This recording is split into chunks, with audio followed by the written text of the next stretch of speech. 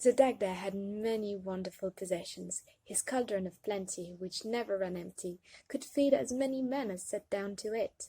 His mighty club, one end of which could kill a man, the other end of which could restore him to life. But perhaps his greatest treasure was his harp. 18. Called the Four-Angled Music. It was made of oak and richly decorated. And only the Daghda could get music from its strings. He could make anyone who heard it laugh for joy, weep for sorrow, and the playing of his harp made the season come in the correct order. When the Fomorians were preparing to fight the Daghda in the second battle of Moytora, a few of their warriors heard of Daghda's wonderful harp. He used to use when the men were going to the battle.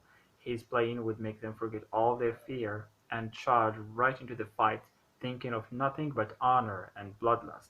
And at the end of the day he would play for the warriors who survived as they came home, and his song would take all the weariness out of their hearts and let them forget their grief for their fallen comrades, and think only of the glory they had won.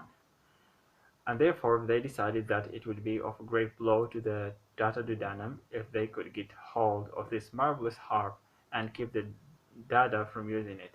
And so while the battle was raging and his home was on guard, a few Fomorian warriors crept in and stole the Daghda's magic harp away. Da-da-da-da.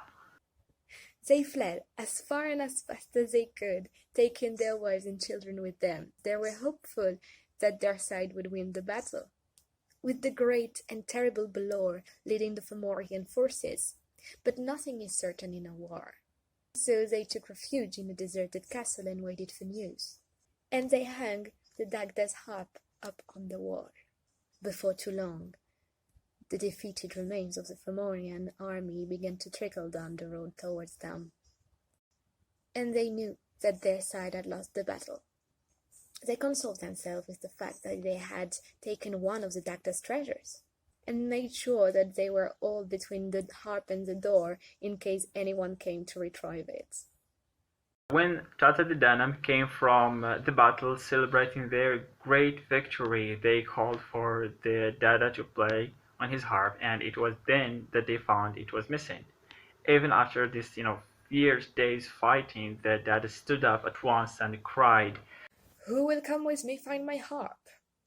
Ogma, the artificer and Love of the Long Arm, stood up straight away and volunteered to get the Daghda's harp back from the Fomorians. They set forth at once and traveled long and hard in search of the remains of the army of the Fomorians. At last they came to this deserted castle where the Fomorians had made their camp, and they could see the Daghda's harp hanging on the wall. Ogma looked at the great mass of Fomorian warriors sleeping before them, who greatly outnumbered the three of them, and wondered how they were going to get past them. But Daghda stretched out his arm and called out his harp, and the harp sprang out of the wall and ran straight to his hand, just like Thor's hammer. But the Fomorians walked to the sound and drew their weapons to advance the three men of the Tuatha De Danann, and Lug whispered to the Daghda, "I think you would better play your harp." The Daghda struck the strings with his hand and called out the music of the Mers. In spite of themselves, the Fomorians started to laugh. They were laughing so hard that the weapons slipped out of their hands and their feet began to dance. But when the music stopped, the Fomorians snatched up their weapons again and started to advance. So, the Ogma said to the Daghda, "Yeah, I think you'd better play your harp." and this time when the Daghda struck the strings, he called for the music of grief. All of the Fomorians began to weep. Their children wailed, and the men hid their faces in their cloaks so that no one would see the floods of tears they were in. But when the music faded, they took up their weapons again.